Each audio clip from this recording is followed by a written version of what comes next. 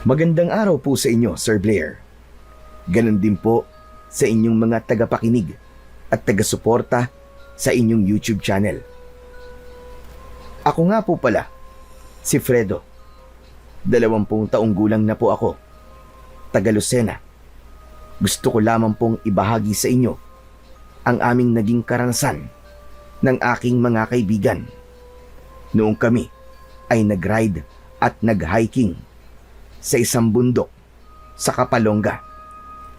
Nabalitaan po namin na naghihimala daw po ang simbahan doon. Kaya naisipan namin na puntahan ang lugar na yon. Pero mas nanaig po ang kagustuhan kong umakyat sa bundok upang humanap ng halamang gamot para sa aking inang may sakit. Bukod pa roon, ay sadyang mahilig po talaga ako sa mga adventure. Kaya lang, meron pong nangyari sa amin na nagdulot sa akin ng isang karanasang hinding-hindi ko makakalimutan. Ngunit bago ko po simulan ang aking istorya, nais ko lamang pong ipaalam na ang ilang mga bahagi ng lugar na aming pinuntahan ay sadya ko pong binago upang mapanatili ang katahimikan at kaligtasan ng lugar na yon. Ang pagkakatulad ng mga pangyayari ay maaaring hindi sinasadya at wala po yung kaugnayan sa aking naging karanasan. Nagsimula po ang lahat sa aming paglalakbay. At ito ang aking kwento. Maaga pa lang ng araw na yon ay abala na kami sa paghahanda. Nagdala kami ng mga damit, bag, lubid at flashlight. Hindi na kami nagdala ng pagkain dahil marami naman kaming madadaan ng karinderya sa aming pupuntahan.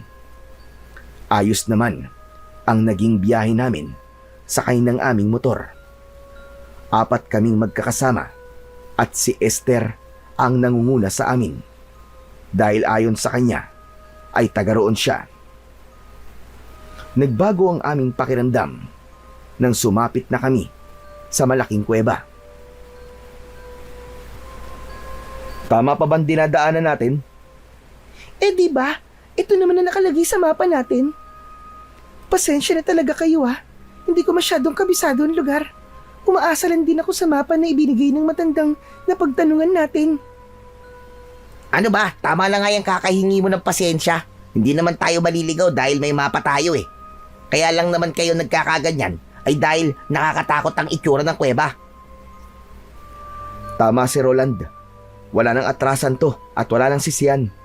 Kaya mabuti pa, pumasok na tayo sa loob.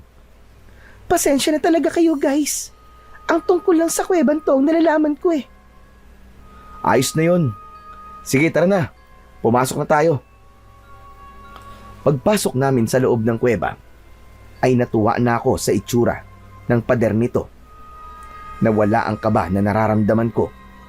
Napansin ko na maraming letra ang nakasulat doon na ayon kay Esther ay makasaysayan daw yun dahil doon daw nagtago ang mga rebelding Pilipino na lumaban sa mga Kastila.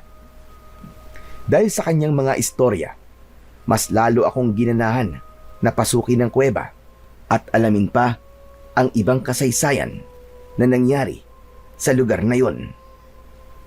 Ang galing no? Inaalagaan talaga nila ang lugar na to. Teka.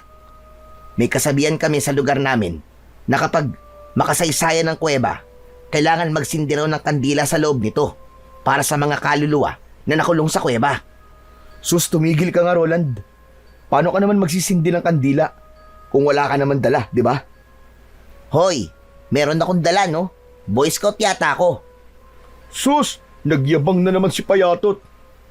Hay nako, inggit ka lang tamatyoy. Dahil palagi kang walang daladalang armas at umaasa ka lang sa hingi. Hoy, tama na nga yung asaran yung dalawa. Baka mamaya kung saan pa mapunta ang usapan nyo eh. Hindi ko na napigilan si Roland nang halongkatin niya ang kanyang bag. Mula sa loob ay inilabas niya ang kandila sa kasinindihan at iniligay yon sa saig ng kuweba.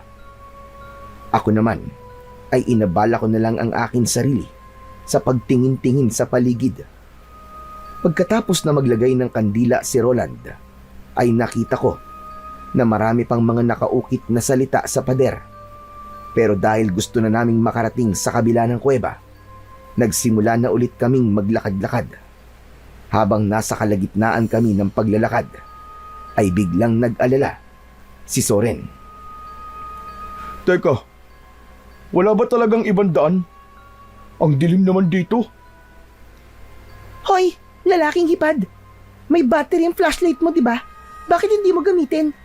Baka naman itabi mo lang yan. Display kumbaga. Hoy, tigilan mo na nga ako sa puntong Bicol mo ha. Hindi ka na taga rito, matagal na. Kaya wag kang umasta na bilong ka pa rin dito. At para sa kaalaman mo, hindi yun ang tinutukoy ko, kundi ang itsura ng kuweba. Oo, tama na yan, Soren. Bakit ba lahat na lang pinakikialaman mo sa kanila? Manahimik ka na nga lang muna. Baka mamaya pagsimulan na naman yan ang pag-aaway nyo eh. Ay nako, ako na naman ang nakita. Kasi, papansin ka. Ay nako, kahit kailan talaga ang iingay nyo. Tama na nga yung pagtatalo nyo. Kaya tayo natatagalan dahil reklamo kayo ng reklamo. At sa akin lang naman, madilim yung daan Pinahaba nyo pa ang usapan Tsaka, hindi naman yun ang nireklamo ko Hindi lang talaga ako mapalagay sa itsura ng loob ng kuweba.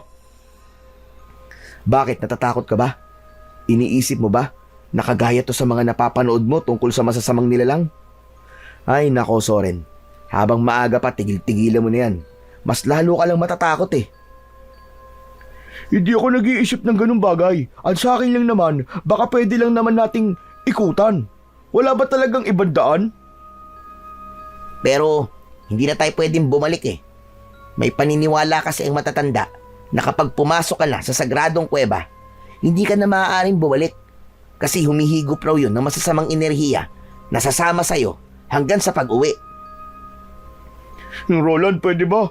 Alam niyo naman na matatakotin ako Kaya konting hinay-hinay naman sa pagsasalita. Soren, sumama ka rito dahil gusto mo at alam mo na nakakatakot ang lugar na pupuntahan natin. Hindi pwedeng kami ang mag-adjust sa'yo, pambira. Dapat matutunan mo rin kung paano maging matapang. Ganito na lang, Soren. Huwag na lang tayo maghiwalay sa paglalakad, okay? Ayos na ba yon? Sige. Basta walang takutan ha. Si Soren ang matatakutin sa aming magkakaibigan. Si Roland naman ay maraming paniniwala sa buhay tungkol sa mga masasamang elemento. Ngunit mapagpahalaga sa kalikasan. Siya rin ang pinakabata sa aming grupo. Si Esther, tahimik siya, may pagka-misteryosa, pero maalalahanin sa barkada. Siya ang nag-iisang babae sa aming magkakaibigan. Nagkasundo na kaming pasukin ng kuweba habang dala ko ang mapa na nanggaling kay Esther. Pagsapit namin sa loob habang hawak ang flashlight, pakiramdam ko, palalim ng palalim ang pinapasok namin. Teka, sandali lang. Parang malalim ng kuwebang to, guys. Sigurado ba kayo sa pinapasok natin? Parang nahawa na rin ako kay Soren Sigurado. Basta diretso lang. Maglakad na lang tayo, baka makita na natin ang lagusan. Tuloy-tuloy lang. Habang nagsasalita, ay dire-diretso naman ang pasok namin sa loob ng madilim na bahagi ng kuweba. Nakakakilabot ang tunog dahil umieko ang aming boses. Ngunit ang takot na yon ay pilit kong pinaglalabanan. Para sa aking ina, lahat ay gagawin ko. Kahit ilang kuweba pa, ang pasukin ko. Sandali. Parang umiinit ang medalyon ko. Ayan ka na naman, Roland Pwede ba? Huwag mo nang ituloy kung ano man nasasabihin mo na yan. Tama si Soren. Makakabuting mag-focus na lang tayo sa daan. Halina kayo. Teka, Fredo. Ano ba talaga ang sadya natin sa lugar na to?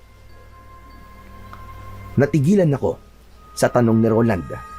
Dahil ang totoo, si Esther lang ang nakakaalam sa totoong pakay ko sa gubat na pupuntahan namin. Kaya nang maramdaman ni Esther na hindi ako makasagot sa tanong ni Roland, ay siya na ang nagsalita. Gusto lang talaga ni Fredo ng adventure. Di ba gusto niyo rin naman to? Kaya kayo nandito? Oo nga, pero sa klase ng lugar na to, para bang merong hindi magandang mangyayari sa atin eh. Natatakot ako eh. Tsaka, yun lang ba talaga ang ipinunta natin dito? Oo naman no. Ano pa ba sa palagay mo ang ibang dahilan? Ay naku, tama na nga yan. Umalis na lang tayo rito. Nagtanong lang naman ako eh. Wala namang masama sa tanong ko ah. Total, may tiwala naman ako sa inyo eh. Siguro naman, walang mangyayaring masama sa atin sa lugar na pupuntahan natin, di ba? Bigla akong nakonsensya sa sinabing yun ni Roland. Hindi ko tuloy maiwasan ang hindi mag-alala. Pagsapit namin sa gitnang bahagi ng kuweba, biglang sabay-sabay na nawala ang liwanag sa ilaw ng aming flashlight. Dahil doon ay nagsimula na kaming matakot. Roland? Esther? Fredo? Asa na kayo? Huwag ka mag-alala, Soren. Nandito lang kami sa tabi mo. Huwag kayong matakot, guys. Sipatin na lang natin ang konting liwanag na makikita natin. Sige, sabay-sabay tayong hahakbang. Dahan-dahan lang. Pero masyadong madilim eh. Wala akong makita eh. Kahit na anong gawin namin pagbukas ng ilaw, ay hindi na gumana ang mga yon. Ang mahalaga na lamang ay mahigpit kong hawak ang mapa. Ako ang nauna sa paglalakad, habang kinakapa ng aking paa ang mabatong sahig ng kuweba, habang ang aking mga braso naman ay nakataas. Panay ang wasiwas ng aking mga kamay sa paligid. Fredo, sigurado ka pa ba sa dinadaanan natin? Oo. Hindi ba't ito rin naman ang sinabi sa atin na napagtanungan natin kanina? Tsaka kalma lang. Makakalabas din tayo rito. Diyos ko naman. Huwag na nga kayo magsalita. Kanina pa tumatayo mga balahibo ko sa katawan eh. Awat na, pwede ba? Tahimik na lang. Ako ha? Nahihiwagaan na ako sa pagiging matatakotin mo, Soren. Ano ka ba? Bakla? Bakla ka dyan. Dalawa nga nobya ko eh. Sus! Baka palusot mo lang yun, no? Para hindi ka paghinalaan na bading. Habang nag-aasaran, sina Zoren at Esther ay bigla kaming nakarinig ng malakas na pag-angil sa hulihan ng aming daan. At sa pagkakataong yon, biglang sumindirin ng ilaw ng aming flashlight. Nagulat din kami sa biglang pagsigaw ni Zoren. Aswang! May aswang sa likuran ko! Parang kidlat na tumakbo ng mabilis si Zoren. Iniwanan kami at dahil sa nakakatakot na sigaw na yon ng aming kaibigan, natakot na rin kami at sumigaw ng malakas habang tumatakbo pasunod sa kanya. Pagdating namin sa labas ay hindi pa rin tumitigil si Zoren sa kanyang pagsisigaw. Aswang! May aswang sa loob! Soren, tama na! Walang aswang! Ano ka ba? Kita-kita ko, may aswang sa lugar na yon. Nakita ng dalawang mga mata ko. May babae doon. Natanggal ang kanyang mga mata.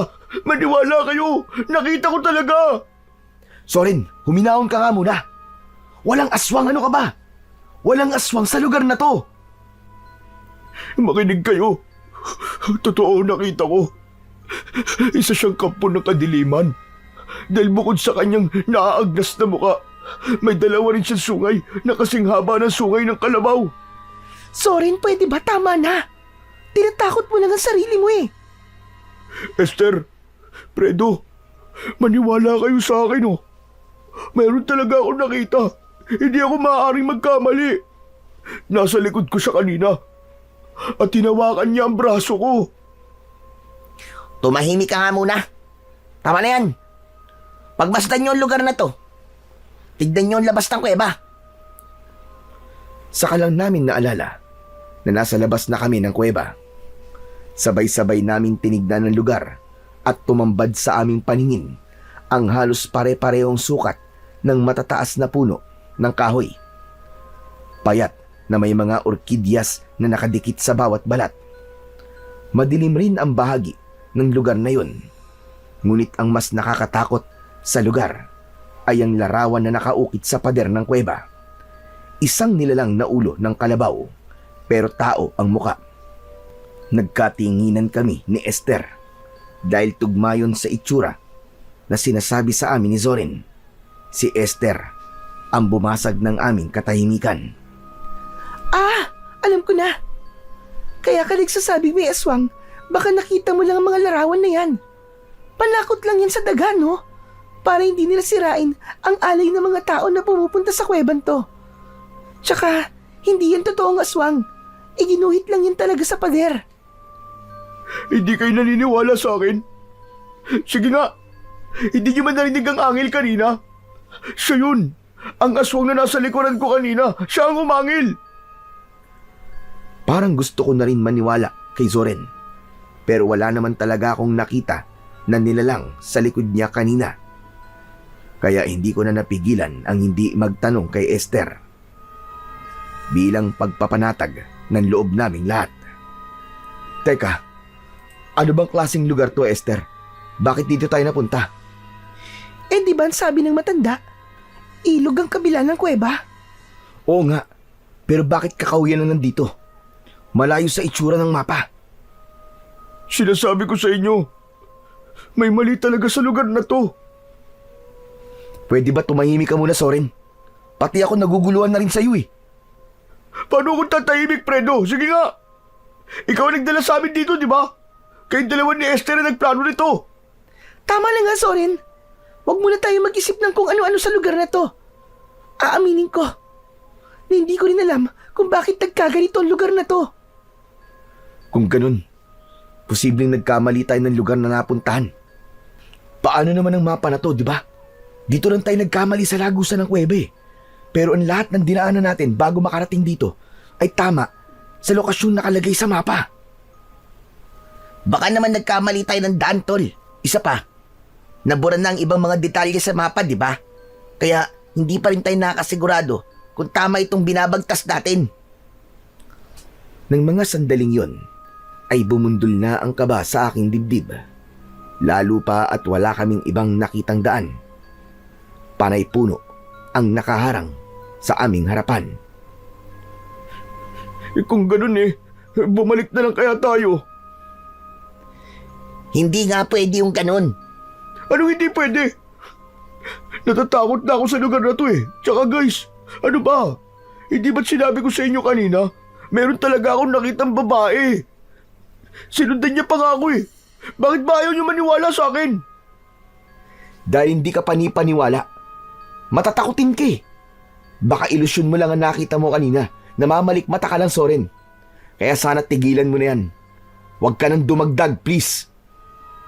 Ako pa ngayon na huwag dumagdag. Hindi ba't ikaw naman ang dahilan kung bakit tayo nandito sa sitwasyon na to? Pero walang nagpilit sa'yo na sumama sa amin. Pwede ba? Pwede ba? Hindi to tamang oras para pag-usapan yan. Huwag na kayo magtalo. Ang kailangan natin ngayon ay makaalis sa lugar na to. Okay na. Ganito na lang. Maglakad pa tayo sa unahan ng lagusang to. Hindi na rin tayo babalik. Kailangan na nating ituloy ito. Tara na. Biglang natahimik ang pangkat namin nang magsimula na kaming maglakad at dumaan sa kakahuyang yun. Halos wala kaming makitang daan maliban sa mga puno na perpekto ang pagkakatanim. Para bang hindi pa yun napapasok ng mga tao. Ngunit pagsapit namin sa gitna ng kakahuyan ay napansin namin na merong mga nakasingit na tuyong sanga sa balat ng bawat punong madadaanan namin. Hinawakan ko yun, pero lumapit sa akin si Esther. Ano to? Anong ibig sabihin ng mga sanga ng kahoy? Meron pa dito, Fredo! Siguro mga markers yan ng mga taong unang umakyat sa bundok na to. Kung sa bagay, ginagawa ko rin yun kapag hindi ako sigurado sa lugar. Palatandaan yan para hindi ka maligaw. Ang ibig sabihin, tama ang sinusundan nating daan sa mapa. Baka masyado lang talaga tayo nagpapa-apekto sa mga sinasabi ni Soren eh. Kaya tayo nag-iisip ng kakaiba eh. Saglit kaming tumigil sa paglalakad at inilinga namin ang aming paningin sa paligid.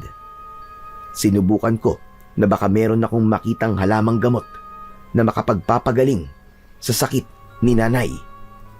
Ang sabi ng matanda na napagtanungan kasi namin, ang kakaibang turmeric o luyang dilaw ay may mabisang gamot sa kanser.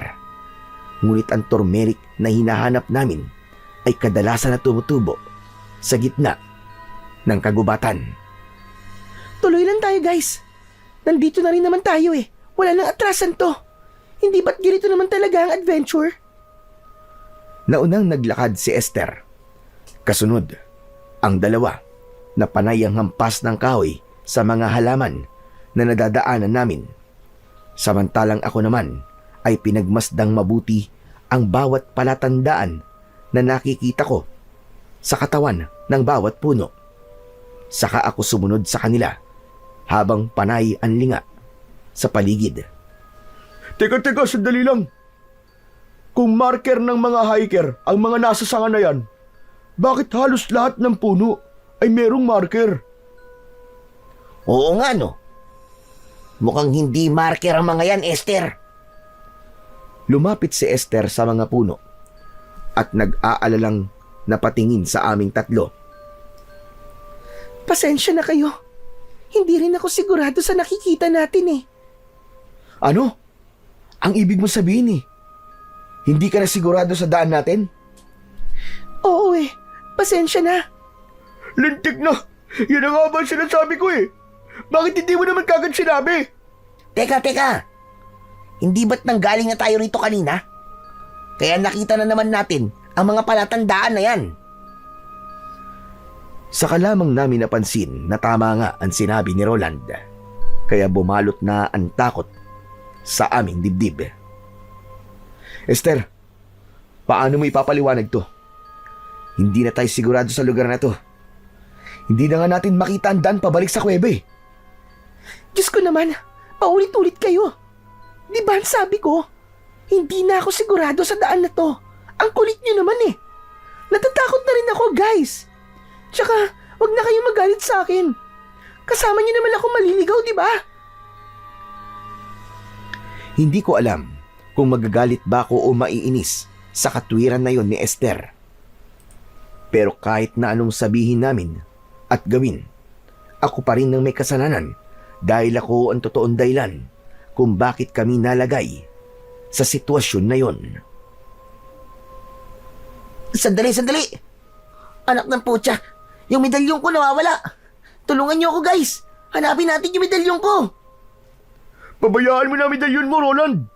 Umalis na tayo rito. Mas mahalaga pa ba yun sa buhay natin? Oo, dahil importante yun sa akin. Hindi pwedeng mawala yun. Dahil yun na lamang ang alaala sa akin ni Lola. Fredo, samahan muna natin si Roland. Hanapin natin ang medalyon niya. Kung sa bagay, baka nahulog lamang yun sa kung saan.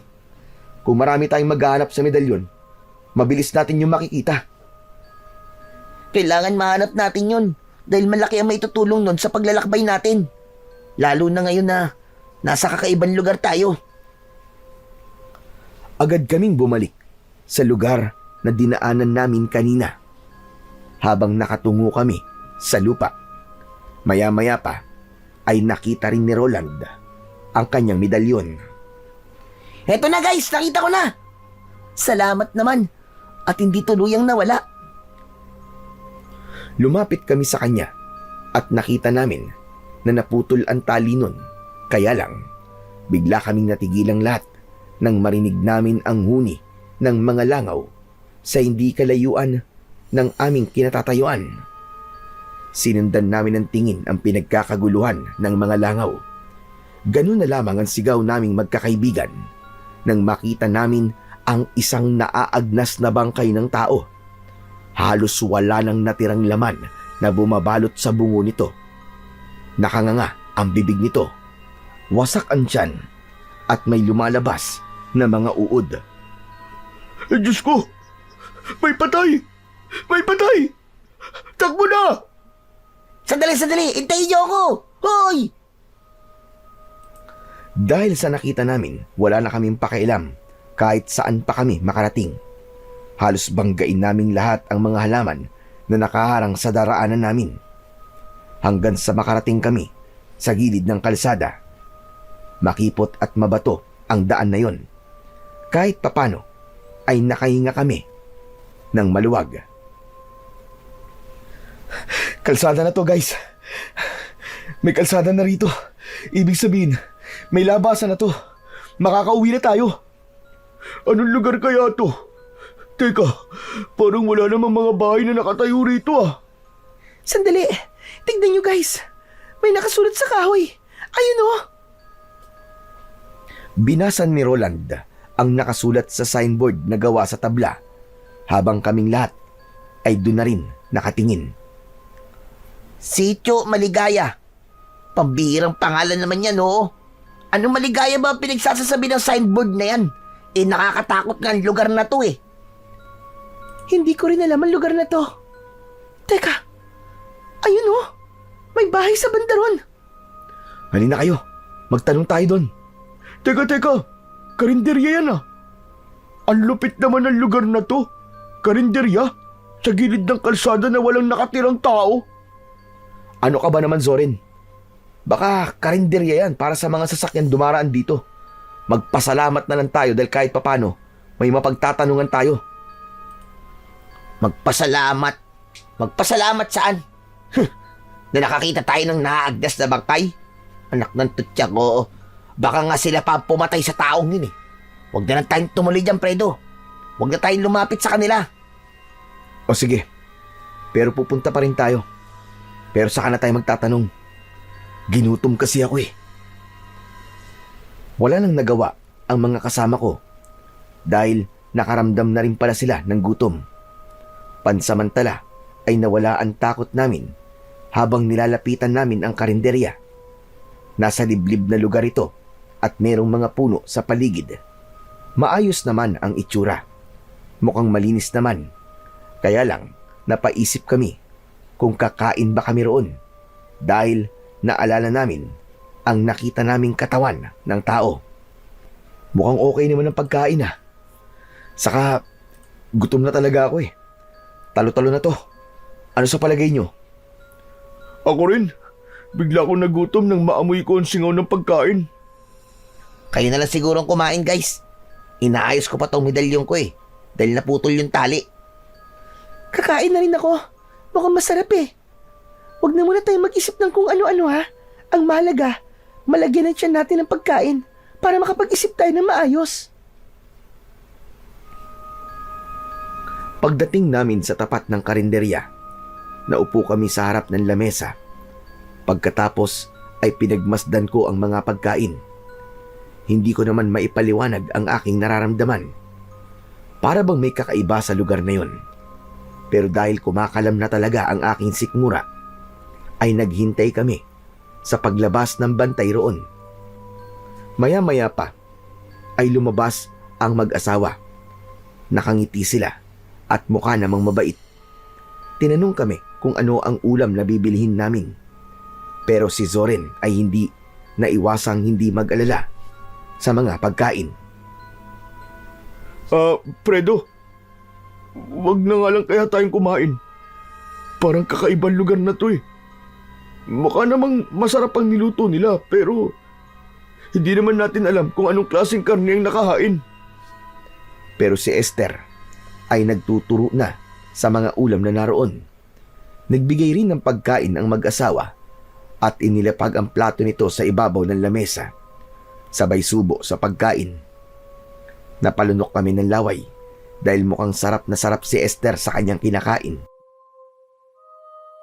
Gusto naming tanungin si Esther kung gaano kasarap ang pagkain. Kaya lang, nasa tabi namin ang mag-asawa at seryosong nakatingin sa amin. Ibinaling ko na lang ang aking paningin sa ibang direksyon. Oh guys, ano pang hinihintay nyo? Kumain na kayo. Napakasarap ng bopis at dinuguan. Grabe!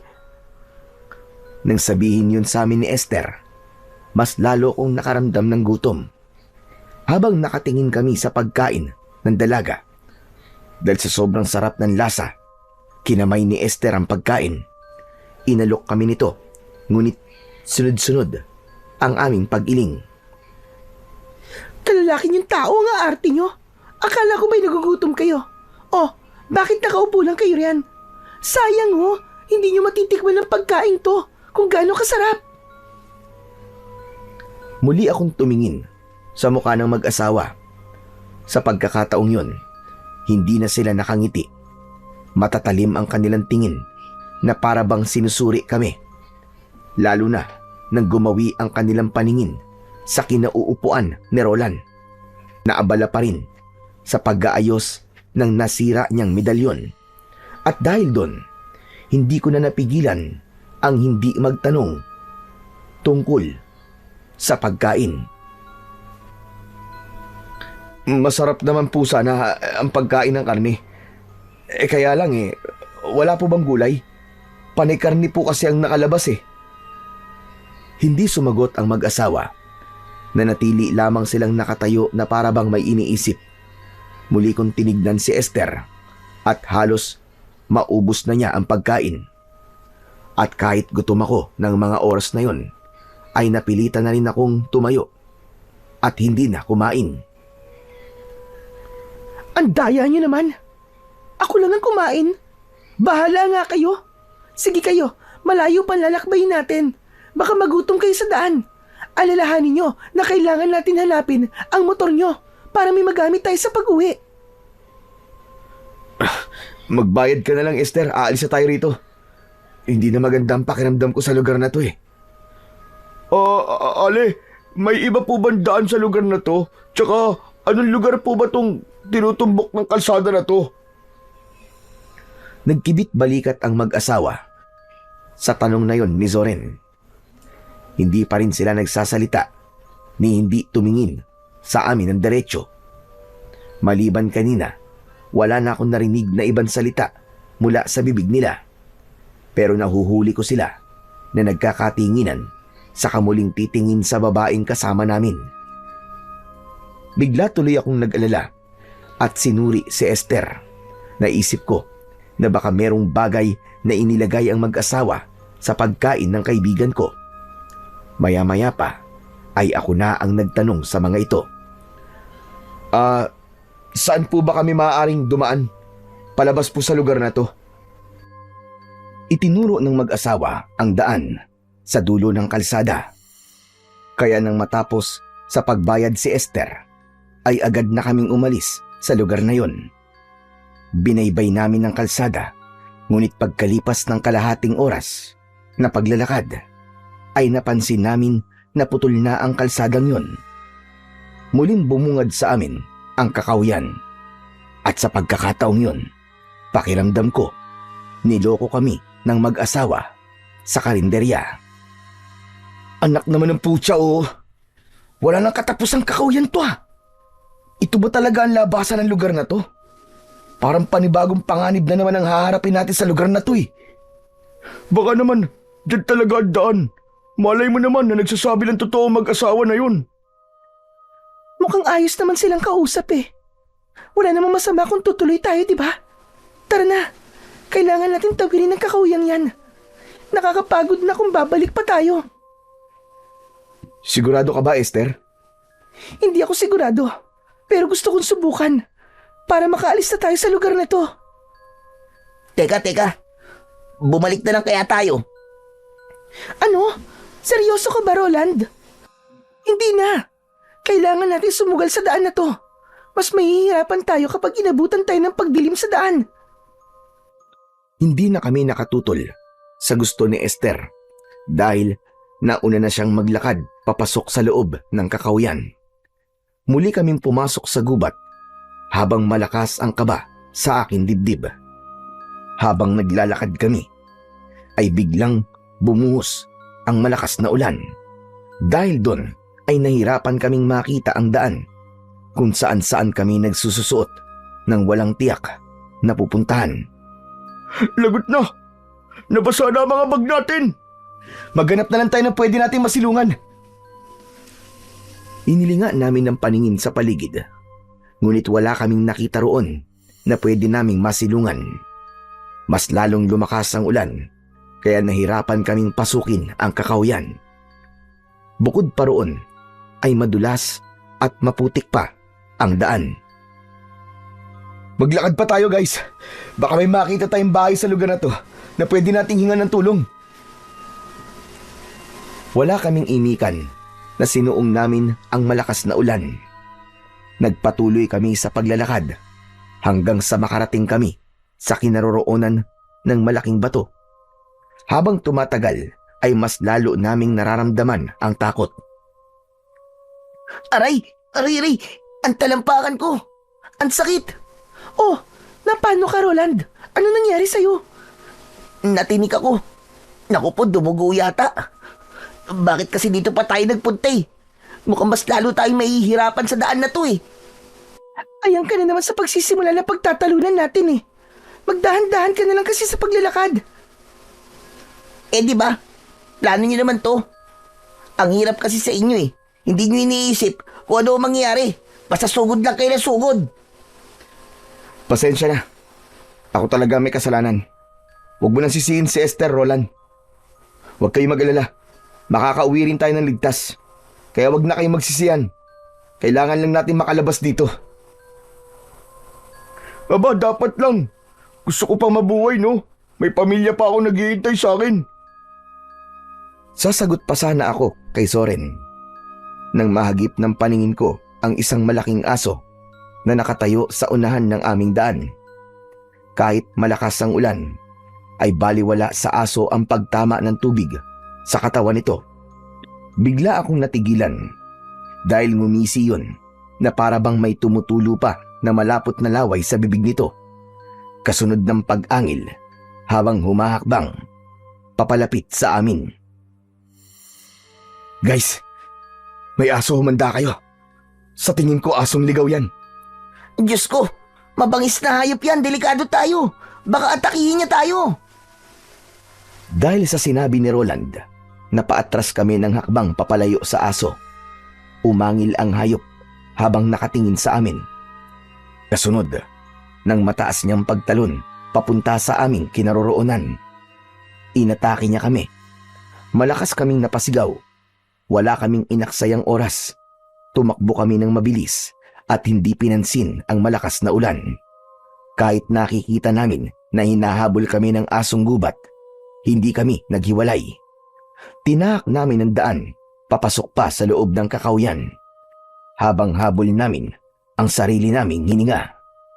Bilisan yung tumakbo, guys! Lalapain tayo ng hayop na yan! Walang ibang naririnig na salita sa bibig ng mga kasama ko, kundi ang malakas na sigaw ng paghingi ng tulong. Umakyat kami sa mataas na lugar para hindi kami maabutan ng asong gubat. Wala na kaming pakialam kung saan kami makarating. Ang mahalaga ng mga sandaling yun ay makatakas kami mula sa aso na humahabol sa amin. Maya-maya pa ay nakarinig kami ng lagabog ng katawan na bumagsak. Nakita namin na nadapa na pala si Esther at naiwan namin siya. 5 dipa ang layo namin sa kanya, habang ang asong gubat ay nasa paanan ng dalaga. Nagulat kaming lahat nang biglang kinagat ng aso ang binti ni Esther. Napasigaw siya sa labis na sakit. Habang ang hayop ay iwinawasiwas ang ulo habang hinihila si Esther palayo sa amin. Nakita ko na may kahoy sa tapat ko. Kinuha ko yun at sinugod ang aso. Tinamaan ko ito sa ulo. Hindi ko siya tinigilan, kaya nabitiwan niya ang binti ni Esther. Soren, hilahin mo si Esther! Ilayo mo siya rito, dali! Agad na hinila ni Soren ang dalaga, palayo sa asong gubat. Hinarap kong muli ang aso. Isang pagpalo ulit sa mukha nito ang ginawa ko. Bumagsak ito sa lupa, ngunit mabilis na nakabangon. Sa pagtayo ng asong gubat, bigla itong tumakbo papalayo sa aming kinaroroonan. Saka naglaho sa madilim na bahagi ng kakahuyan. Nang wala na ito, saka lang ako nakahinga ng maluwag. habang hawak pa rin ang kahoy. Humihingal na sinulyapan ko si Esther. Kita ko na bumubulwak ang dugo niya sa binti. Kaya naman, nilapitan ko siya at sinuri ang kanyang sugat. Esther, ano? Ayos ka lang ba? Kaya mo bang maglakad? Malalim ang pagkakabao ng pangil ng aso na yun sa binti ko. Masakit.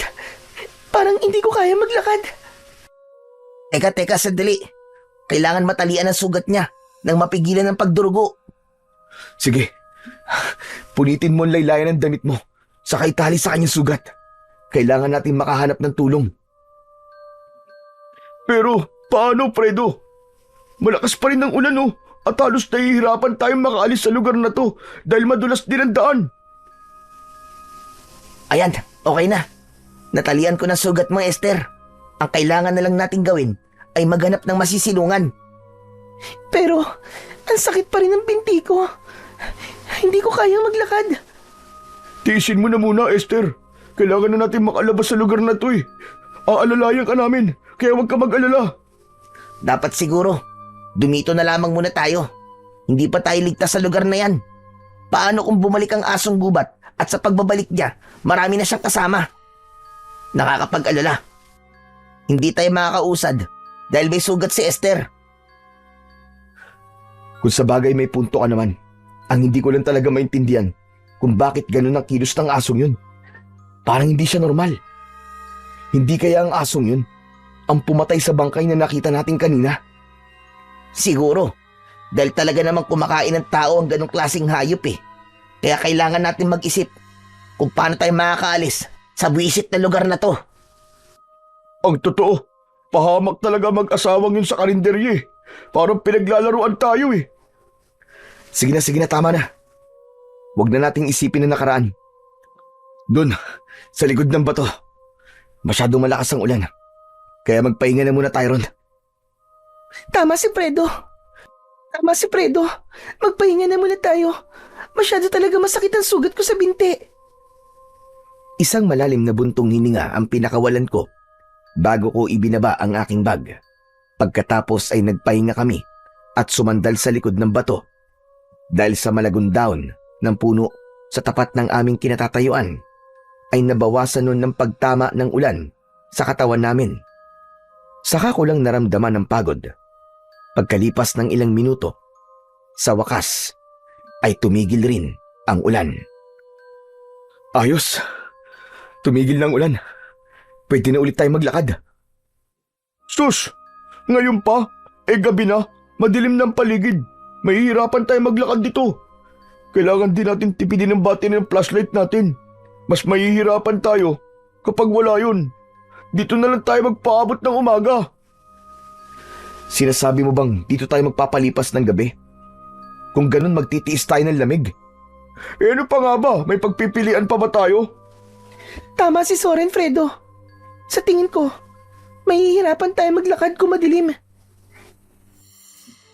Magsasalita pa sana ako para magbigay ng komento sa dapat naming gawin. Nang tamaan ng ilaw ng flashlight ko ang tila tao na nakatayo sa likod ng puno. Matagal kong tinitigan yon dahil sinigurado ko kung tama ba ang nakikita ko. Nang biglang gumuhit ang kidlat sa langit ay tinamaan ng liwanag ang kinaroroonan ng nilalang. Napatayo ako at napasigaw dahil sa takot.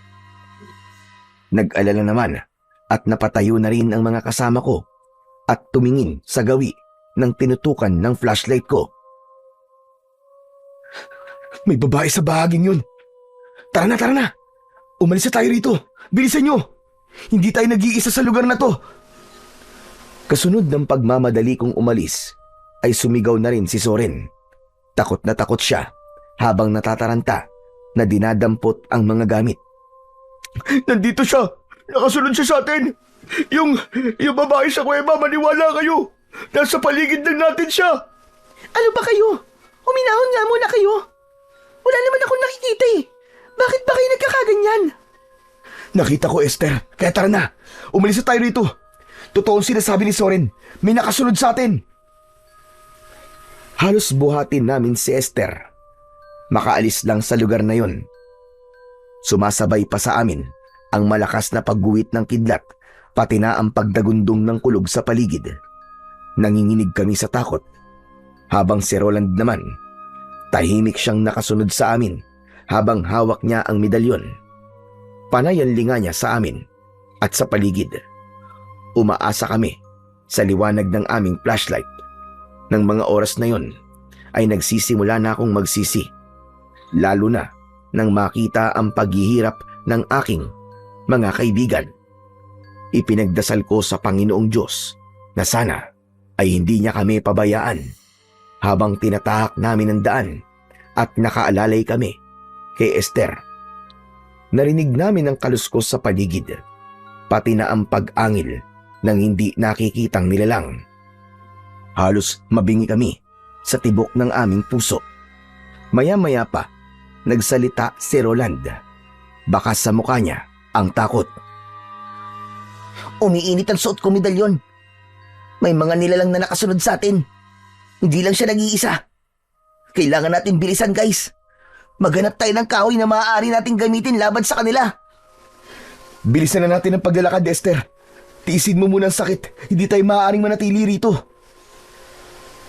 Dahil sa pagmamadali namin at pagtago sa mga kakahuyan, nawala pansamantala ang pag-iinit ng medalyon ni Roland. Indikasyon yun na hindi na kami hinahabol ng nilalang.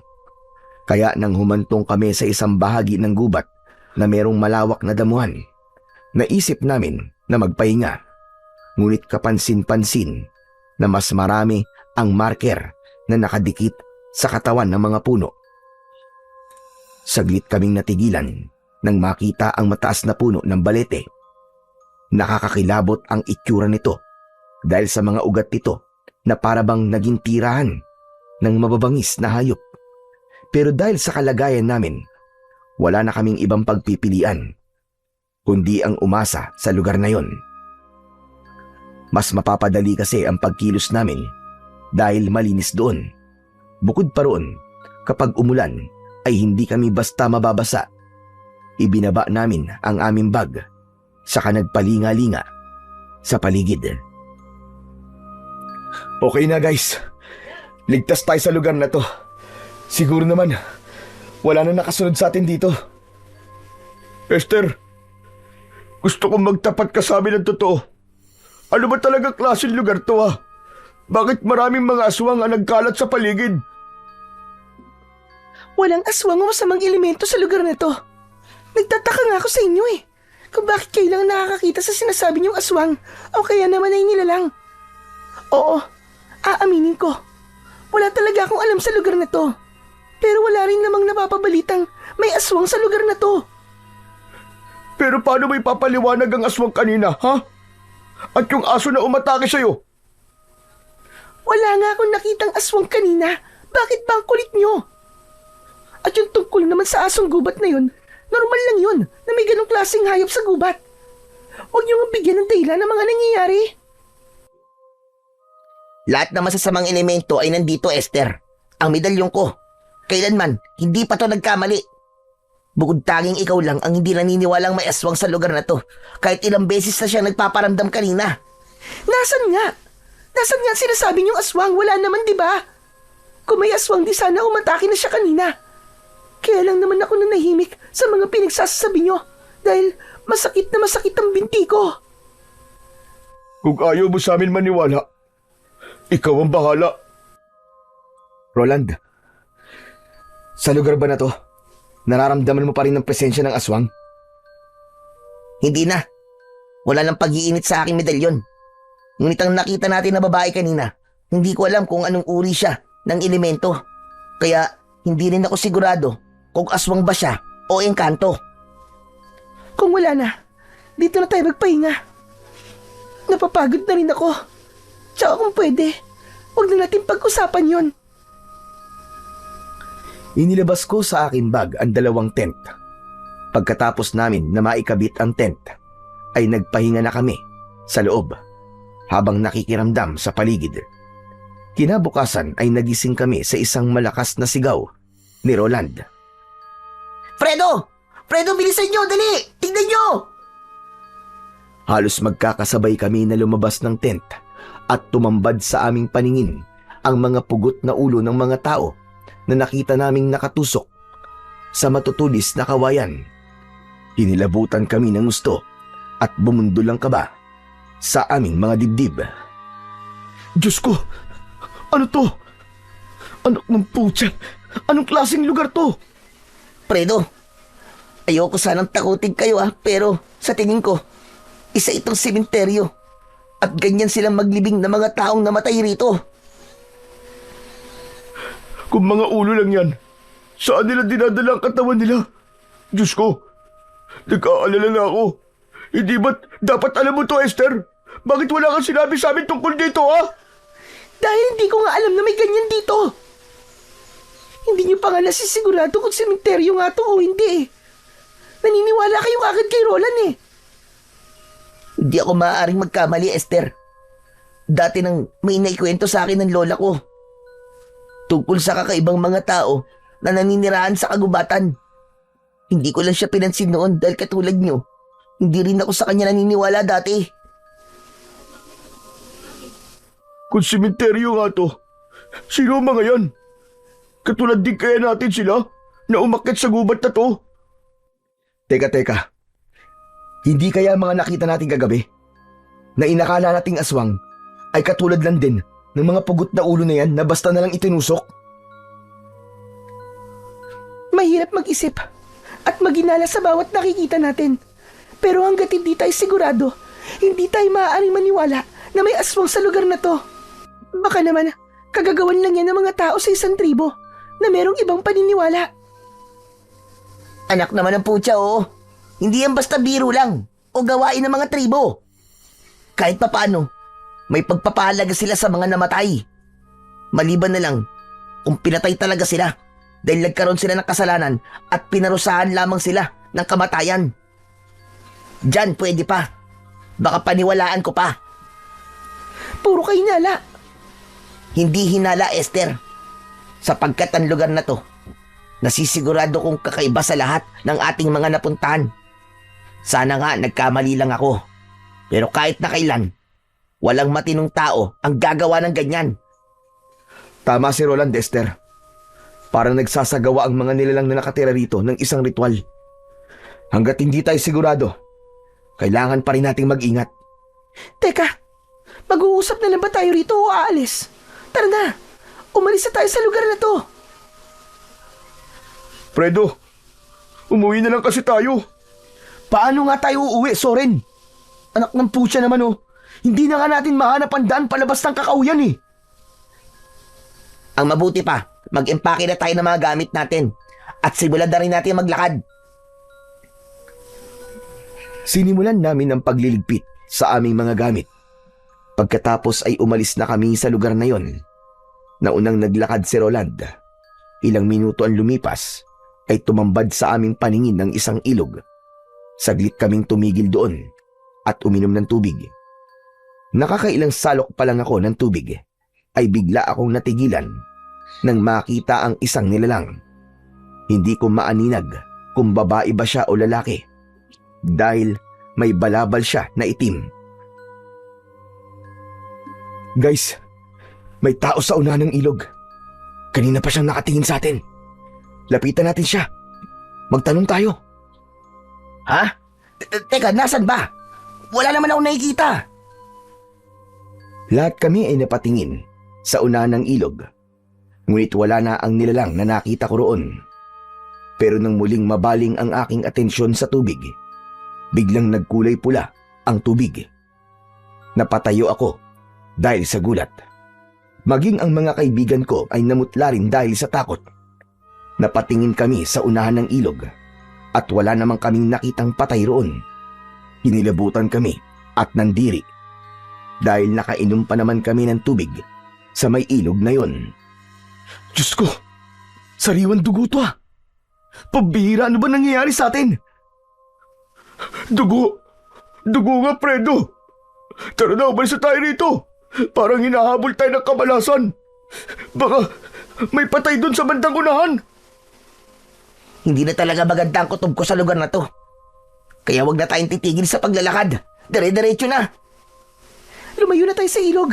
Sa palagi ko, pinaglalaruan lang tayo ng gubat. Esther, pwede ba?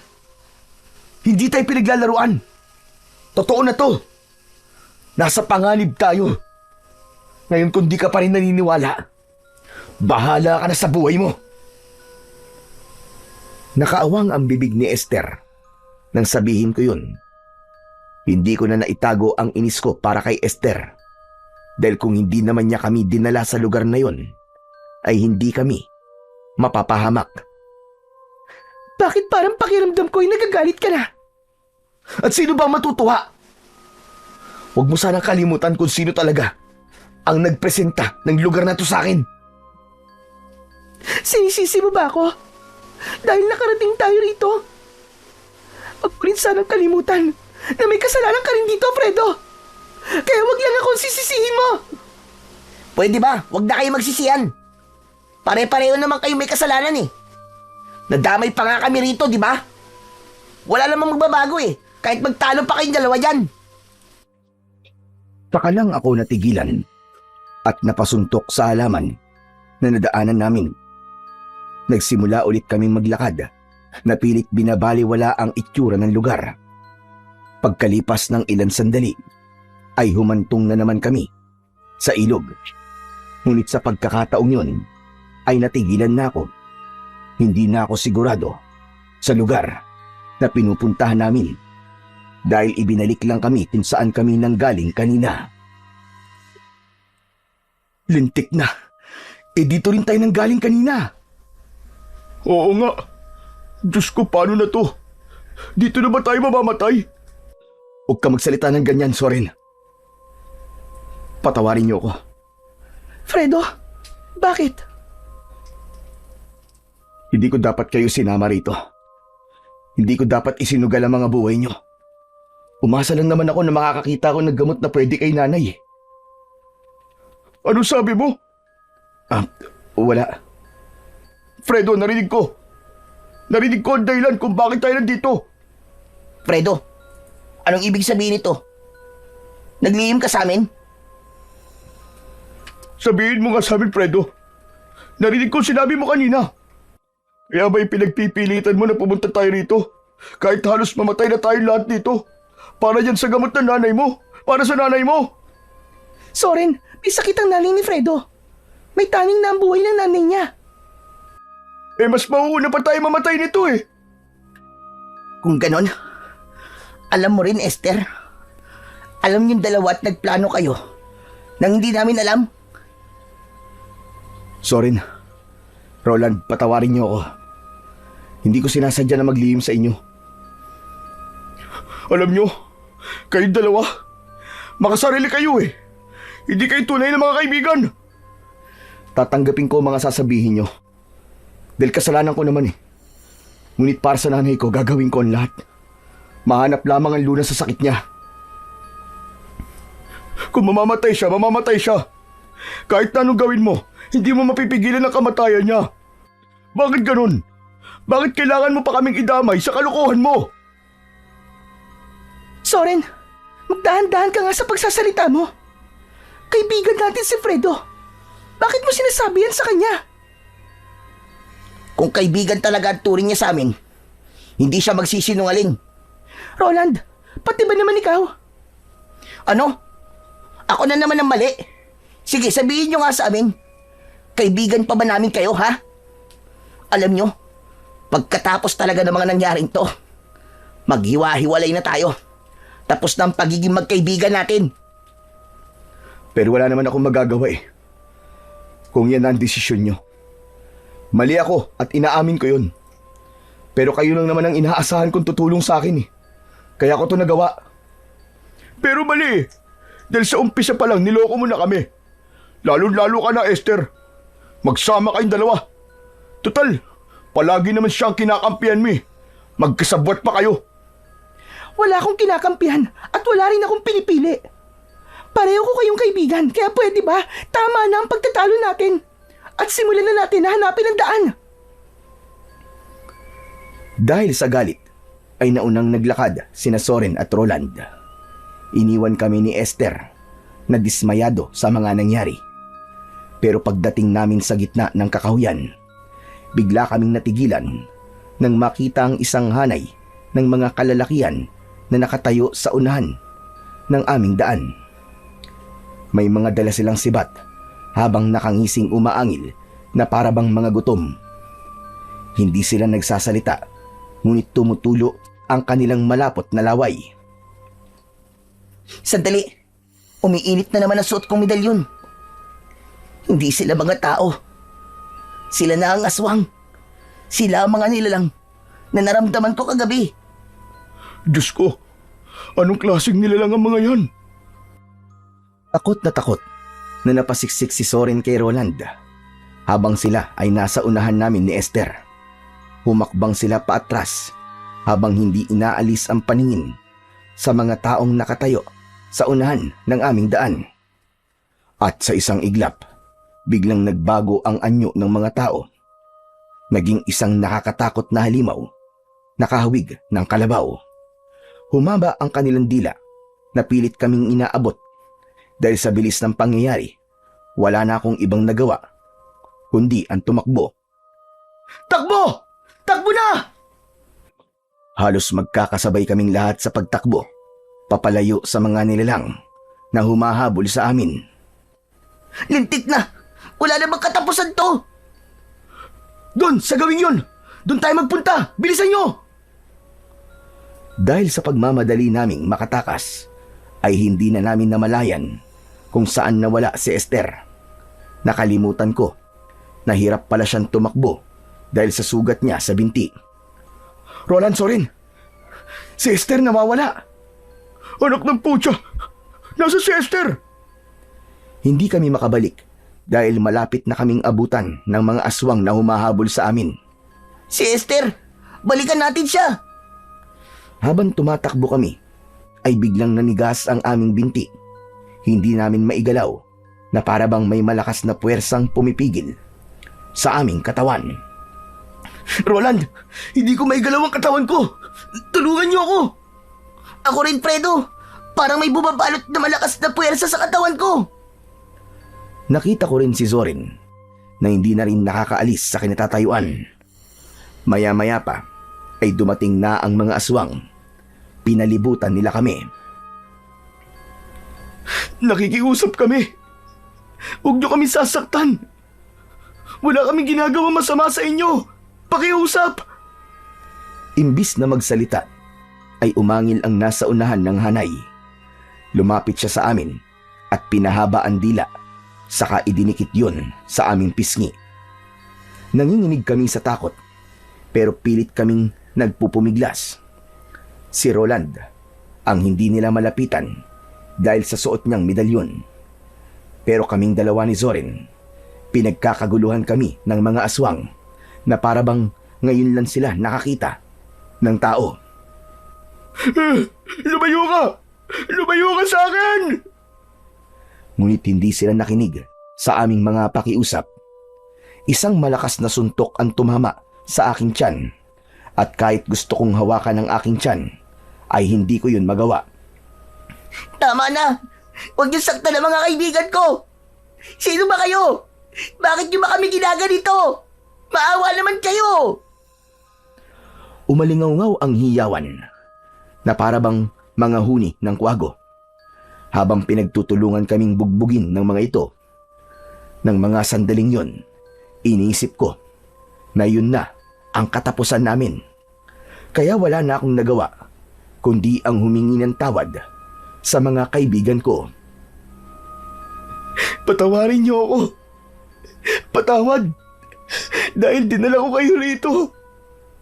Patawarin niyo ako! Sa muling paglapat ng suntok ng aswang sa aking katawan, ramdam na ramdam ko ang sakit.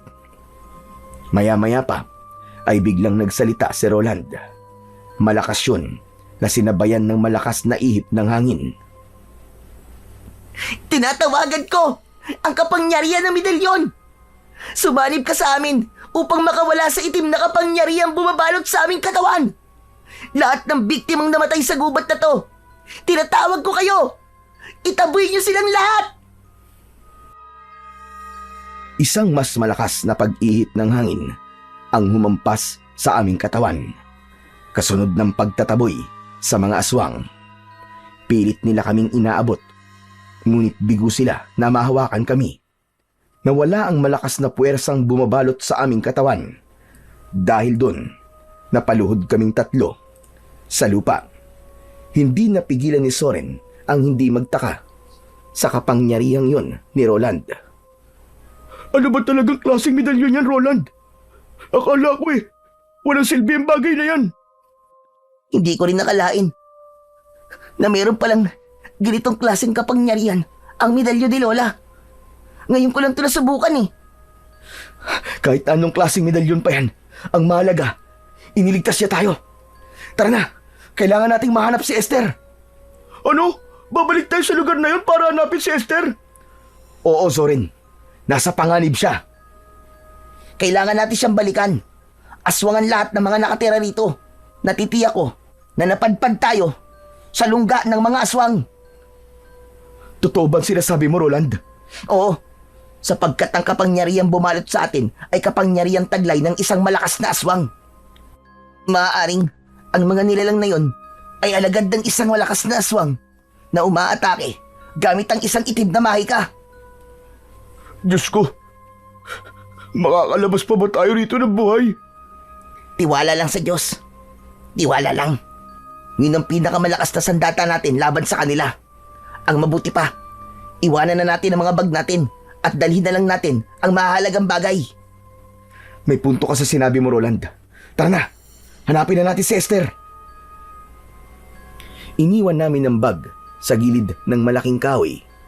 Nagdala lang kami ng flashlight. Malalaki ang hakbang na naglakad kami pabalik sa lugar kung saan namin naiwan si Esther. Ngunit wala na ang kaibigan namin. Dismayado kaming umalis sa lugar na yon. Anak ng putya! Nawawala na si Esther! Paano na to?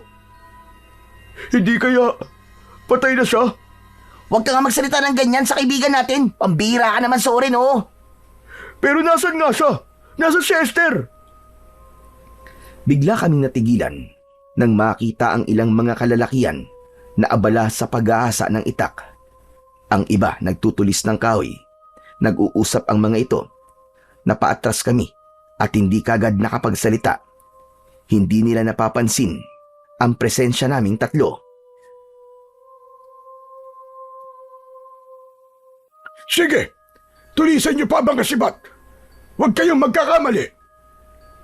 Dahan-dahan ang ginawa naming pag-atras dahil iniisip namin na aswang din sila. Kagaya ng mga nilalang na umatake sa amin kanina. Habang hindi namin inaalis ang paningin sa kanila, nagtago kami sa likod ng isang malapad na puno. Lalapit ako sa kanila. Magbabakasakali ako na matutulungan nila tayo. Hindi ba't sabi ni Roland, baka aswang ang mga yan? Kaya nga magbabakasakali ako, di ba? Kung sa bagay, malay mo naman na merong tao pa rin na nakatira dito sa lugar na to. Isa pa, hindi umiinit ang suot kong medalyon Napasulyap ako sa medalyon ni Roland bago iniwan ng mga ito sa likod ng puno. Maingat akong lumapit habang abala pa rin sila sa kanilang mga ginagawa. Sinilip ko ang tatlong lalaki na naghahasa ng dulo ng sibat. Ang isa naman ay may taklob ng tela sa ulo at panay ang hasa ng itak.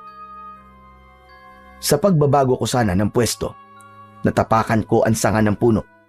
Sabay-sabay silang napatingin sa gawi ko, kaya hindi na ako nagdalawang isip. Tumakbo ako sa kinaroroonan ni Soren at Roland. Tara na, tumakbo na tayo! Nakita nila ako! Teka, nasa si Roland? Fredo, biglang nawala si Roland Ha? Nasaan siya? Saan siya nagpunta? Pero dahil narinig namin ang sigaw ng matandang namumuno sa kanila, napilitan kaming tumakbo at iniwan namin si Roland. Habulin sila! Huwag niyo silang hahayaan na makatakas! Ayun na sila, Soren! Bilis! Bilis naman tumakbo! Halos luksuhin namin ang mga nakaharang na kahoy sa daan, makatakas lang sa mga taong humahabol sa amin. Hindi kami naghiwalay dalawa ni Zorin habang abala ang paningin ko sa pagsulyap sa paligid. Roland, nasan ka ba? Saan ka ba nagpunta? Bigla siya nawala sa likuran ko kanina eh. Hindi ko alam kung saan siya nagpunta. Doon tayo magtago, dali! Ano ba kasing nangyayari? Hindi ko alam, basta bilisan mo tumakbo. May mga sandata sila. Papatayin nila tayo kapag naabutan nila tayo. Bilisan nyo! Mga kasama! Baka makatakas sila! Yun ang narinig kong sigaw ng matandang nangunguna sa paghabol sa amin. Mas lalo namin binilisan ng pagtakbo. Pero dahil sa mga kahoy na nakaharang sa daan, natisod kami at bumagsak kami sa lupa. Nasugatan ako sa tuhod at si Sorry naman, hindi niya ako iniwan. Sige na! Tumakas ka na, Soren! Iwanan mo ako! Iligtas mo ang buhay mo! Hindi kita iiwan dito, Fredo! Huli na para tumakbo dahil napalibutan na kami ng mga lalaking may dalang sandata. Itinutok nila sa amin ang sibat. Subukan niyong tumakbo! Kung hindi, yun na rin ang magiging katapusan ninyo! Nagkatinginan kaming dalawa ni Zorin. Itinaas namin ang dalawa naming mga kamay bilang pagsuko. Huwag niyo po kami sasaktan! Hindi po kami lalaban sa inyo! Mabilis kaming nilapitan ng mga tauhan ng matanda at sapilitang itinayo. Anong kailangan niyo sa amin? Bitiwan niyo ako! Bitiwan niyo ako! Sige! Patayin niyo na lang kami nang matapos na ang paghihirap namin! Sandali nga! Kayo ang nangahas na pumasok sa lugar na to! Maniwala po kayo. Hindi po kami masasamang tao. Akala ko lang po mga aswang kayo kaya ako tumakbo eh. Inilapit kami sa matandang nakatayo. Seryoso ang kanyang muka habang titig na titig sa akin. Dinala niyo ang lalaking yon sa demonyo. Ho? Sino po lalaki, Lolo? Teka, hindi ko po kayo maintindihan eh. Hindi ako sinagot ng matandang lalaki. Sa halip tumingin siya sa kanyang mga kasama at nagsalita. Humanap na tayo ng masisilungan at isama ang dalawang binatang yan. Bilis! Bago pa sila dumating! Sino po sila? Sino po? Sumagot kayo! Saan niyo po kami dadalhin? Nakikiusap po ako, pakawalan niyo na po kami! Lo, hindi po kami masamang tao, maniwala po kayo. Hindi po namin alam kung ano po sinasabi niyo eh. Kahit anong pagpupumiglas namin, ay hindi kami makawala sa pagkakahawak ng mga lalaki sa tigkabilaan naming mga braso. Wala na kaming nagawa nang kalad ka rin kami ng mga ito papunta sa ibang direksyon ng daan. Pagkalipas ng kalahating oras na paglalakad, ay narating namin ang kuta ng mga lalaking dumampot sa amin. Nang mga sandaling yon, ay kalat na ang dilim sa paligid. Maraming nakasinding sulo at halos maliwanag na ang lugar na pinagdalhan sa amin. Nakita namin ang halos kasing edad naming mga lalaki na para bang nagsasanay sa paghawak ng armas. Sige na! Pakawalan niyo na sila! Umupo kayo sa malaking bato na yan! Nagtataka kaming sumunod sa pinag-uutos ng matandang lalaki. Naupo siya sa harapan namin. Lolo, ano po bang kailangan niyo sa amin? Inililigtas ko lang kayo. Ang naramdaman kong malakas na puwersa ay nanggaling sa pinakamalakas na medalyon ng lalaking kasama niyo kanina, hindi ba? Nagkatinginan kaming dalawa ni Zorin dahil sa pagtataka. Paano niyo po nalaman ang tungkol kay Roland? Hindi na mahalaga kung paano ko nalaman. Ang mahalaga, nandito kayo sa ligtas na lugar. Kanina po kasi sinabi niyong baka dumating sila. Sino po bang sila ang tinutukoy niyo, Lolo? Lolo Espilo, ang itawag niyo sa akin. Ang tinutukoy ko kanina ay ang mga aswang na bagat. Ang mga nilalang na totoong nakatira sa kagubatang ito. Sila ang mga nilalang na papatay sa inyo. Ano pong ibig niyo sabihin? Papatayin nila kayo bilang pag-aalay sa kanilang suprema. Suprema? Alay? Pero, mga lalaki po kami. Akala ko po ba dalagang birhen lamang ang inaalay? Hindi birhen, kundi isang binatilyong may suot na medalyong tres pico dignum o medalyong nag-uutos sa hangin para alisin ang malakas na puwersa ng kadiliman. Si Roland po ba? Siya po ba ang tinutukoy niyo, Lolo Espilo? Siya po ang alay? Oo, tama ka. Sapagkat dinala kayo rito upang maisagawa ang pag-aalay. Nagkatinginan kaming dalawa ni Zoren. Hindi namin maintindihan kung ano ang ibig sabihin ng matanda. Ang mga bagat ay aswang na binuhay ng isang anak ng demonyo. Sumasamba sila sa demonyo ng bundok. Kailangan nila ng pag-aalay ng isang tao na may dugo ng antingero.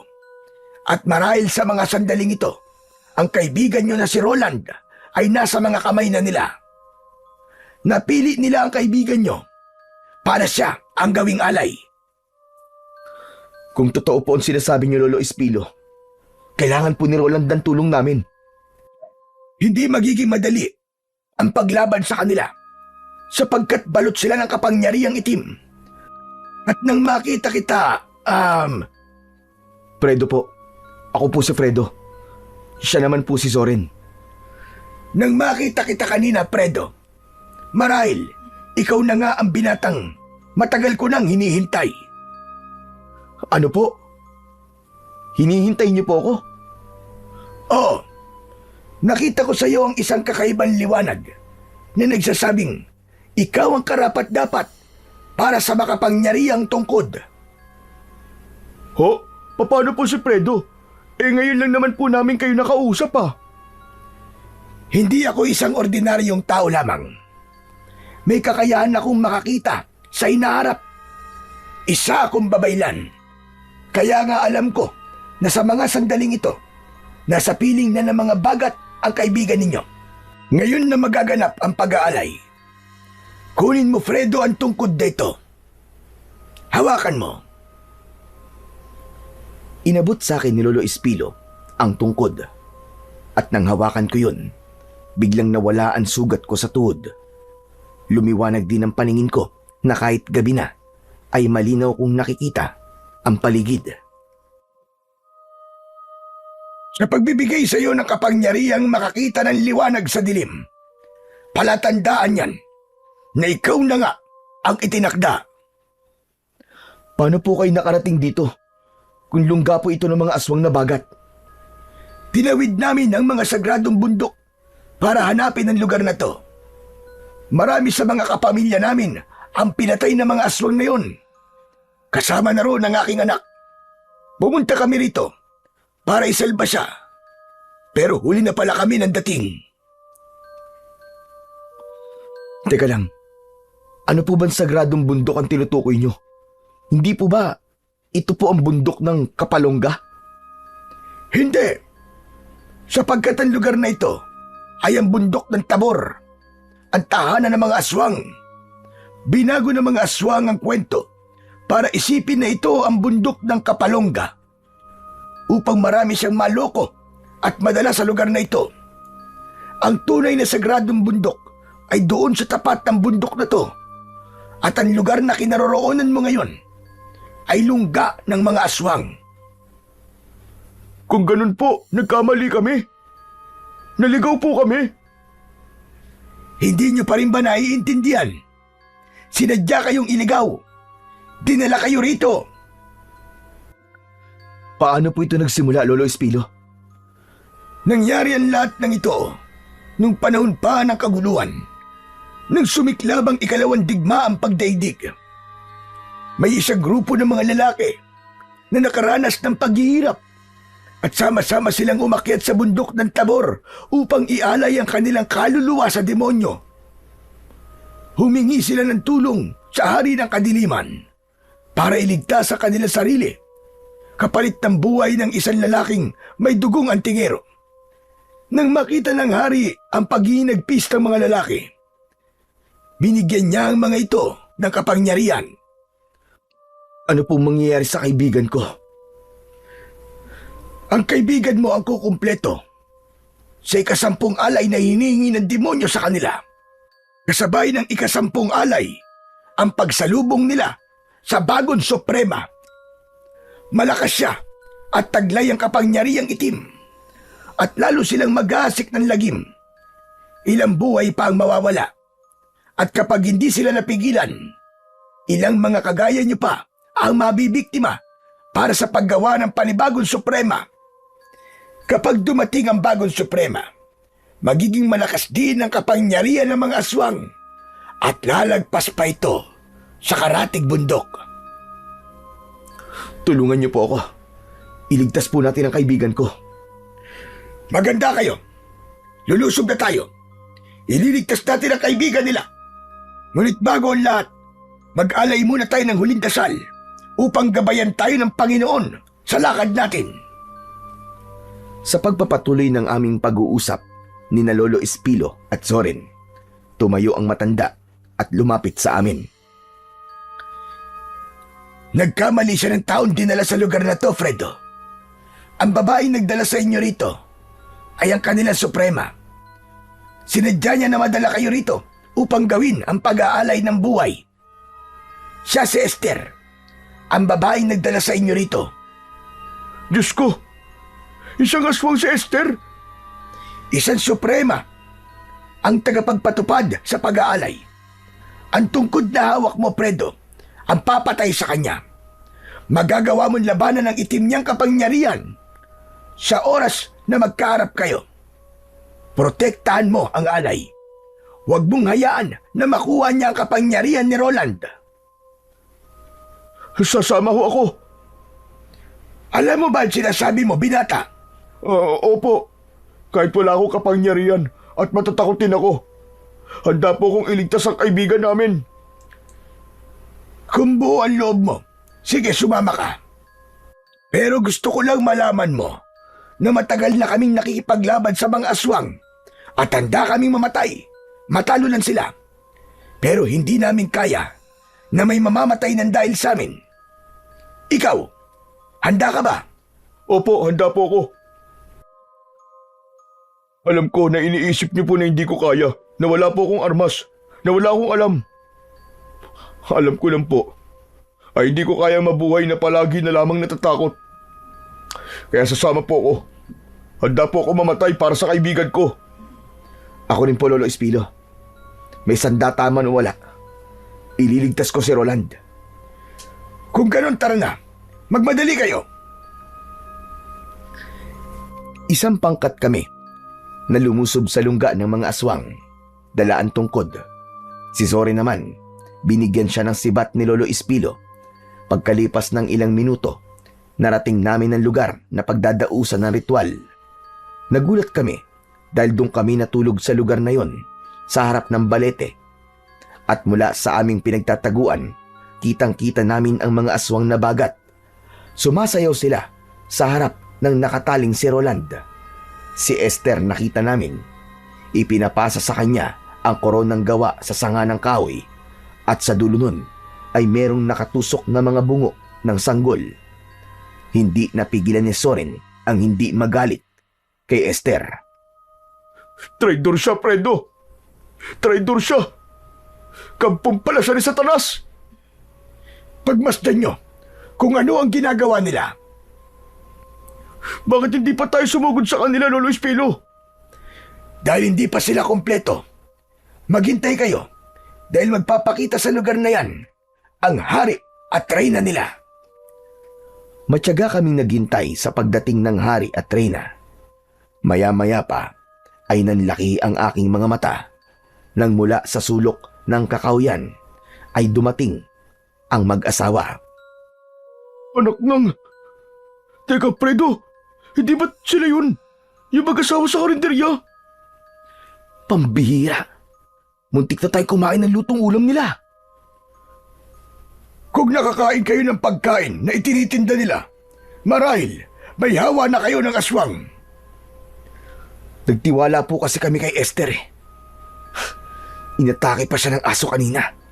Talagang paniwalang paniwala kami na nasa panganib siya. Natural, para mahulog kayo sa bitag niya. Habang tahimik naming pinapanood ang pagsasagawa nila ng ritual, nagising si Roland. Hinilinga-linga niya ang paningin sa paligid. Esther! Ayop ka! Pakawalan mo ako rito! Nasaan ako? Nasaan ako, Esther? Sumagot ka! Lumapit si Esther sa kinaroroonan ni Roland. Sa pagkakataong yun, kakaiba na ang mga mata ng dalaga. Esther, ano to? Bakit mo to ginagawa? Katungkulan ko to. Ang magdala ng mga alay sa gubat na to. Ang kunin ng loob nyo. Para sa kapangyarihan ko. Hayop ka! Itinuring ka namin na kaibigan at higit pa sa kapatid. Paano mo nagawa sa amin to? Traitor ka! Kasalanan nyo. Kung madali kayong magtiwala. Ha! Wala kayo. Madali kayong mauto. Ang ibig mo sabihin ay nagkunwari ka lang. Arte mo lang ang lahat ng yun. Napakasama mo. Masahol ka pa sa demonyo. Kung ako lang ang kailangan mo, sana ako na lang. Hindi mo na sana dinamay pa ang mga kaibigan ko. Sino ba nagpilit na sumama rito, di ba? Si Fredo? Bakit hindi ko siya idadamay? Sa kagustuhan niya makakuha ng halamang gamot para sa nanay niya. Hindi ba't isinama niya kayo rito? Kaya, bakit ka sa akin nagagalit, ha? Pero bakit ako? Bakit ako? Dahil sa medalyon mo. Dahil sa dugong antingero mo. At sa lahat ng mga napili ko. Ikaw ang puro. At hindi ako nagkamali sa pagpili sa'yo. Hindi. Hindi, Esther. Hayop ka. Nasaan ang mga kaibigan ko? Wala na sila. Ang isipin mo yung sarili mo. Dahil iaalay na kita para sa aming Panginoon. Anong ginawa mo sa mga kaibigan ko? Hayop ka. Anong ginawa mo sa kanila? Ano? Imbis na sumagot si Esther, sinimulan na niya ang pagtaas ng punyal sa ere, habang ang kanyang alagad ay nagsimula ng sumayaw at lumika ng nakakakalabot na pag-angil. Akma sanang magpapakita ko, pero pinigilan ako ni Lolo Espilo. Teka lang, hindi pa ito tamang oras. Kailangan hugutin mo muna ang punyal bago tayo umatake. Teka, bakit kailangan po natin hintayin yun? Para mailabas ang lahat ng enerhiya ng Suprema. Wala na akong nagawa, kundi ang bumalik sa pinagtataguan namin. Maya-maya pa, ay umalingaw-ngaw na ang boses ni Esther. Mahal na Panginoon ng kadiliman, tanggapin mo ang alay ko. Umanib ka sa akin. Bigyan mo kami ng lakas at kasaganaan. Ang lahat ng alagad ni Esther, pati ang mag-asawang naroroon, nagsimulang yumuko at tumayo habang nakapikit. Lumitaw ang kulay itim na usok sa paligid ni Esther. Kasunod ang pagbabagong anyo niya. Mula sa pagiging tao, lumitaw ang dalawang sungay niya sa ulo. Humaba ang mga kuko. Tumubo ang mga pangil sa bibig at naging kulay pula ang mga mata. Sa isang iglap ay naging aswang na bagat si Esther. Nanlalaki ang mga mata ko dahil nakita namin ang nakakatakot na anyo ni Esther habang nakataas pa rin ang punyal sa ere. Ganap na ang kapangyarihang bumalot sa aking katawan. Sisimulan ko na ang pag-aalay sa'yo, mahal na Panginoon. Naghanda kami sa pag-atake habang hinihintay ang paghugot sa kaluban ng punyal. Magsipaganda kayo! Aatake na tayo! Kasabay ng pag-angil ni Esther, hinugot nito ang punyal pagkatapos ay lalapit sana kay Roland. Ngunit lumabas sa dibdib niya ang dulo ng sibat. Mula yon sa likod at tumagos sa dibdib ni Esther. Si Soren ang sumaksak kay Esther. Hanapin ang hayop na gumawa nito sa akin! Magsikalat kayo! Mula sa aking kinaroroonan, kita ko na hinugot ni Esther ang sibat na ginawa ni Soren. At sa pagkakataong yun, sumugod na ako sa kalaban. Ako ang harapin mo, Esther! Tapos na ang pagpapanggap mo! Buhay pa kayo! Hindi kayo namatay! Hindi kami namatay dahil nakaligtas kami. Pero ngayong gabi, sisiguraduhin ko na ikaw ang mamamatay, hayop ka! Yun ay kung kaya mo! Sinugod ako ni Esther. Inatake niya ako ng hawak niyang punyal. Ngunit naiwasan ko yon. Hinampas ko siya ng hawak ng tungkod. Napaatras siya at natigilan. Mga alagad ko! Patayin niyo silang lahat! Umatras si Esther at ang pumalit sa kanya ay ang mga alagad niya na aswang. Umatake sa akin ang dalawang aswang. Halinhinan ang ginawa nilang pagkalmot sa akin. Pero agad ko yun naiwasan. Gumanti ako sa kanila ng hampas ng tungkod at nang tamaan ko sa balikat ang isa sa kanila. Napaluhod ang aswang at kita ko na nadurog ang kanyang buto. Sa huling palo, natanggal ko ang ulo ng aswang at nasunog. Ganon din ang ginawa ko sa isa pang aswang. Nang mapatay ko ang mga aswang bagat, nakita ko na hawak ni Esther sa leeg si Roland. Sige! Ituloy niyo ang pagpatay sa mga alagad ko! Tignan ko lang kung hindi ko laslasin ang leeg ng kaibigan mo! Tumigil kaming lahat sa pag-atake. Ngunit si Soren, nagawa niyang kumilos sa kabila. Hindi halos ako humihinga habang pinanonood siya kung paanong dahan-dahan lumalapit kay Esther. Nang makahanap ng tiyempo, agad na sinunggaban ni Soren ang braso ni Esther at nagpambuno ang dalawa. Fredo! Tulungan mo si Soren! Ako na ang bahala kay Roland! Tumakbo ako kay Lolo Espilo. Bumuelo ako. Pinalo ko ng malakas ang ulo ng suprema ng mga aswang. Bumagsak siya sa lupa, kasama si Soren. Napasigaw ako nang makitang bumaon ang punyal sa braso ni Soren. Soren! Lumayo ka na sa kanya! Dalihan mo! Kasunod ng pagtalon ko ng mataas, ang pagbagsak ko sa lupa at tumama ang tungkod sa ulo ng aswang. Sumuka ng dugo si Esther, pero gumanti siya sa akin ng kalmot at suntok sa muka. Nasugatan ako, kaya napaatras ako papalayo sa kanya. Maya-maya pa, ginamit niya sa amin ang itim na kapangyarihan niya. Pamilyar sa amin ang puwersang bumalot sa aming katawan. Hindi kami makagalaw. Siguro naman, natatandaan niyo kung ano ang ginawa ko sa inyo! Hayop ka! Ikaw pala ang gumawa nun sa amin! Magbabayad ka talaga! May hangganan ng kasamaan mo, Esther! Tandaan mo yan! May hangganan ng lahat ng kasamaan mo! Napansin ko ang lahat ng mga kasama namin ay hindi makagalaw. Nagkatamaan kami ng mata ni Roland. Alam niya kung ano ang ibig kong sabihin. Lumapit sa akin si Esther.